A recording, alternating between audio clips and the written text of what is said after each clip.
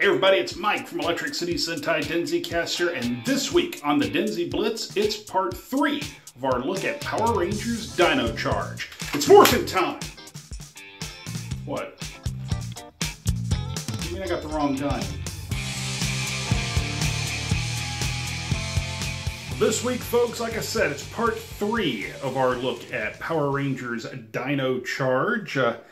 Guess I've figured out so far that not all dinosaur-themed sidearms are equal. But at any rate, for those of you guys playing the home game with us, we are on Volume 3, if you've got the individual volumes. That's called Breakout. 4 more episodes this week, getting us up to episode 12. So this week we're looking at When Logic Fails, The Royal Rangers, Breakout, and Night After Nights. So just going ahead and getting a little bit of transparency here to kick this off. It's been a few days since I actually watched this disc, so they're not exactly fresh in my mind at the moment. But with that said, we're going to kind of give an overview and general thoughts, because we don't do in-depth episodics reviews here too terribly often. So what we got out of these episodes, basically, as far as is this, because I always talk about whether or not I think they're essential to the story or essential to the plot of the show. And you know what? We're really back to, there's not a lot of fluff in this. So to kind of give my takeaways from what I remember, we're basically in the plot line for the Gold Ranger. So we're being introduced to Ivan over the course of these 4 episodes, more or less. It really is a showcase for him. Royal Rangers, we get introduced to what is really this, and I'll be honest, When Logic Fails is the episode that, if there's a filler episode here, it's this one. Basically, the monster of the week is this games monster, sort of this maze monster of sorts. Truthfully, don't recall him too much from Kyryuger, so I don't really remember his Sentai counterpart that well. But Riley, our Green Ranger, getting better with the names. Riley, our Green Ranger, basically figures his way out of this logic puzzle that the Monster of the Week has used to trap the Rangers in a building. So essentially he traps them in this building. I was a little confused whether it was supposed to be a school or a hospital or both. But there's equipment in here that Fury would use to harness whatever energy is in him, trying desperately to escape, into feeding the gold Energem. Or eventually the gold Energem. Right now it's the Terra Charger. He's trying to just recharge the Charger itself because he doesn't have the Energem yet. And so that's sort of step 1. And so I guess in that regard, maybe there's a part of this episode that really is kind of essential, because it is part of this story. It is the second person, in this case Riley, our Green Ranger, is the second person to see the gold energy trying to escape out from Fury. The episode really focuses on Riley's ability to think logically and get out. And then we see him, for the first time, really have to improvise. And that's to help the rest of the Rangers escape the building. So it's pretty interesting. And apparently Riley, after a fashion, sees things in Sherlock vision, which I also found vaguely interesting. Beyond those 2 little tidbits, really, with the way that Riley helps all of the other Rangers escape, and the way they sort of tie things together, he uses some marbles, which we see throughout the episode, and early in the episode, so that, again, it's not just something he randomly finds, it's something that's been introduced and established in the episode already. I really enjoyed the way they've handled it. When we get into the Gold Ranger episodes proper, the Royal Rangers is essentially another setup episode. We discover the Gold Energem. It is part of an exhibit at the Amber Beach Museum, our city in this Power Ranger season, from the Kingdom of Xandar, Z-A-N-D-E-R, Xandar, maybe A-R. But long story short, I do find the name a very cool nod to Kyoryuger. And Kyoryuger, Kiryu Gold's big attack was called Xandar Thunder. So I thought it was a neat little carryover from Kyoryuger. It also is a cost-saving measure because it means they don't have to edit the Xandar special effect out. The lightning that forms the name of the kingdom in this case, whenever he's the particular weapon on his, or the particular attack with his sword. But we find out that the Stone of Xandar, with this great story that it belonged to a knight, or was found by a knight guarding a prince, was the one that discovered it, and so on and so forth. And that knight turns out to become eventually our Gold Ranger. It was an interesting take to introduce the Inner Gem first, and the story behind the knight, which I don't recall them introducing Kiryu Gold and giving him a story before they actually introduced him as the Gold Ranger. I don't recall them doing that. They might have, to be perfectly honest, but I don't recall them doing that in Kyoryuger. But here, it's essentially a medieval European knight. So the Western analog to a samurai. But we learn his story, and in order to lure out, once they discover that the Stone of Xandar is an Inner Gem, to lure out Fury and get the Terra Chargers back, or in this case the single Terra Charger, we have Tyler, and I was doing so well with names until I was trying to remember our Pink Ranger's name, Shelby. They wind up disguising themselves as the Prince and Princess of Xandar for this exhibit to arrive, and so on and so forth. So we see a little bit of disguise stuff. And it leads to fake Inner Gem, things go boom, etc., etc. Fun episode. We get more of the gold energy trying to escape Fury, so it's an ongoing thing. With Breakout, this is when the Gold Ranger finally does get out, and we see the show remembering things episode to episode, even though they're not staging it as a proper multi-part story. You're not getting part 1, part 2, part 3 like you would in most Power Ranger seasons.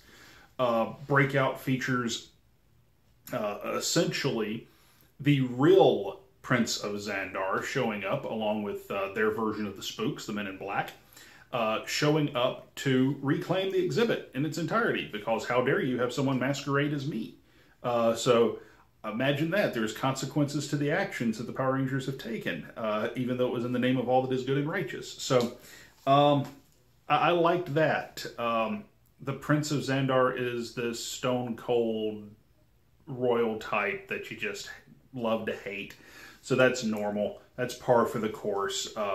But he has the change of heart once essentially Ivan escapes from Fury and transforms and becomes the Gold Ranger. And my wife has been watching these with me, and she brought up an interesting point that I think the show somewhat nullifies, as did Kyoryuger, to be perfectly honest, which is, how did he know he could transform if he hasn't been around in 300, 400, 500 years? Well, he's been trapped in Fury the entire time, so presumably he has seen everything Fury has seen and encountered everything Fury's encountered, so he should know this is a thing that can happen, and he knows that he bonded to this gem before he got sucked up into Fury. So, and we get flashbacks and we get that whole story. And the story as it's been told, we are revealed bits and pieces of it over the course of episodes, not all in one episode. Again, storytelling. I like it. I find the accent a little put on for Ivan, and I find that the mannerisms and whatnot in his first couple episodes a little ridiculous. But it's in keeping with the tone of the show. It's in keeping with his Sentai counterpart. I really did feel that he was very much a counterpart to Kiryu Gold, without being Kiryu Gold. So, that's one of the things I like to see in Power Rangers is you can be a take on a character, just don't try to do the exact same character translated into English played by a different actor.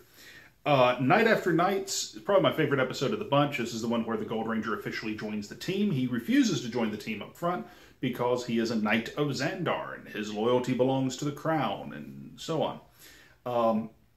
He needs the Rangers to prove that they are loyal and trustworthy companions on his quest for justice. And in Night After Nights, our Monster of the Week essentially steals the backbone, literally, figuratively, spiritually, of the Rangers, essentially stealing their courage. And they do use the term bravery a handful of times, which is another nice little nod to Kyuryuger, and they kind of harp on the word brave and bravery and things like that. A couple of 2 or 3 times in the episode, which I thought was a cool touch to those who have seen the Sentai shows. But that notwithstanding, it really is a Shelby-Ivan episode, with her trying to convince Ivan that these are heroic individuals. And one of the things we see here is we see Ivan in something that is, again, not out of the Super Sentai show, which I always love it when Power Rangers does something totally different. We see him put together a band of adventurers. He puts together a band of knights. And it's literally just people that he sees that are doing fairly mundane things. But if you haven't been around in 400 years, it's all new to you. And it's going to be amazing and magical. So he finds a referee, a crossing guard, a lady in a motorized scooter, who hits somebody with a purse and fights off a thief, a mugger, and then a street magician, guy swallowing swords. That's his team. That is his questing band of merry men. It looks like it's something that came straight out of D&D, is what they're playing off of here, I think. He has the mage, and he has the rogue. He has, all sort of the different types, right? It's interesting and amusing in many ways. And they even give them a roll call, which I thought was hilarious. He takes his band into battle, and eventually the Rangers summon up their courage, find out that it's not just, some symbolic backbone that gives you these things. It's the willingness to know that fear is there and then to willingly overcome it that makes you what you are and who you are. So I really enjoyed it. Good little message. And by the end of it, of course, he joins the team in earnest. So that's sort of your synopsis of these 4 episodes. Long story short, I really, really thought these were 4 really good episodes. Again, I don't think, now that I have talked about them, really, I don't think any of them are filler.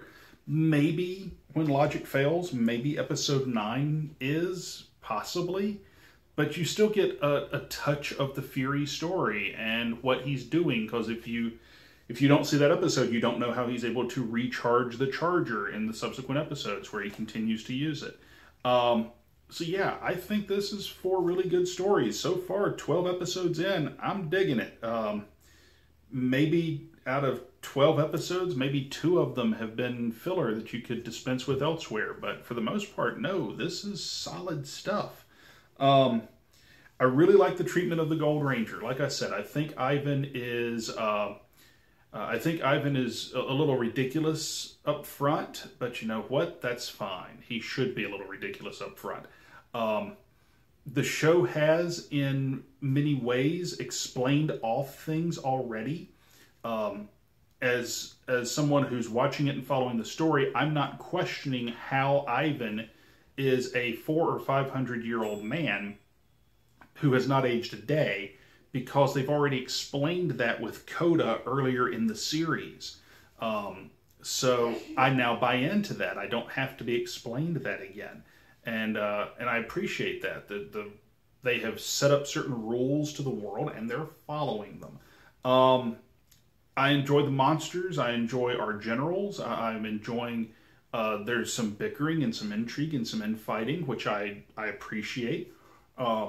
You have one group that has the power but works together as a team, and then on the other side you have folks with power, and power is corrupting. And so we see these opposite sides of the coin, which is another tried and true part of Power Rangers to me. So, yeah, shooting perfectly straight. There's nothing out of these 4 episodes I didn't care for. Just perfectly up front. There were some laughs. There was some good story. Any of the stuff that was over the top, really ridiculous, like the bone monster physically reaching in and pulling out the backbones of the Rangers, could have done without that part, but you know what? It was in the Sentai footage too. So, at a certain point, you work with what you're given. But if that's the worst thing I got to talk about is a monster in the show being ridiculous, then so far so good, guys. I'm really digging this. Go out if you get a chance, pick this up, because this so far is a good season. We're right now 3/5 of the way through. There are 22 episodes in season 1. We're more than halfway through. So next time around, we're going to be checking out volume 4, which is Rise. So that means we're going to be checking out 5 episodes next time. Sink or Swim, True Black, Rise of a Ranger, No Matter How You Slice It, and The Ghostest with the Mostest, which I'm assuming was probably the Halloween episode. So that's going to be the 5 episodes we check out next time here on the DenziBlitz. Now, this is normally the part of the show where I hawk our merchandise and I ask you to become one of our patrons and so on and so forth. I'm not going to do that this week. As I record this, we are roughly a week removed. By the time this airs, it'll be a couple of weeks removed from Hurricane Irma. Before that was Hurricane Harvey. As I record this, Jose is still floating around out in the Atlantic and could potentially wind up hitting New England. Meanwhile, Maria is looking like it's going to follow Irma's path straight through the Caribbean and into Florida. Bottom line, folks, there's a lot of people out there right now that could use some help. So if you were watching this and this week was the week that maybe you're thinking about buying a shirt off of our website, our Cafe Press site, or this is the week you were thinking about becoming one of our patrons, I'm going to ask you not to. This week, help the people who need the help. We're in the upstate of South Carolina. We felt some of the effects of Irma, but what we felt here in our area, there are a handful of people that were left homeless or with homes that are in need of extensive repair. But for the most part, we were largely just inconvenienced. You know, there's a loss of power and there's loss of internet, and that was mostly it. There were a couple of instances, tragically, where individuals did lose their lives, but we got off easy. So what I'm going to ask you to do here is, whether it's through the Red Cross or through your local church or food banks or whatever charity you prefer in your area, give to those who need it. The folks in Houston are still trying to recover from Hurricane Harvey, and it's going to be a long rebuilding process. The folks in the Caribbean, the St. Martin Islands and Puerto Rico, Cuba, and just that whole Caribbean chain of islands, and then Florida, South and Central Georgia, those folks are going to be rebuilding for quite a while, if rebuilding is even possible, much like the folks in Houston. Give to them. Help them out. That's what we'd like you to do. So, yeah, if this was the week you were going to buy a hat, or this is the week you were going to become a patron, we'll still be here the next time you have some loose change. This time around, give to them, because they can really, really use it. And if you are not in the United States, or you're not in the Caribbean watching this, and you don't have any friends or family there, but you are somewhere, elsewhere in the world, we have viewers, I have discovered over recent weeks, everywhere. If you are in one of those far-flung places, then find a charity that's doing good work in your area, and this week give to them. Whether that is feeding the hungry or disaster relief or what have you. Help out the people who need it this week. We'd greatly appreciate it, and I know they would too. So folks, until next week, when we have more Power Rangers Dino Charge on tap, part 4 of our 5-part look at Dino Charge, which will then be followed by our 4-part look at Super Charge. I'm Mike, and we'll see you around.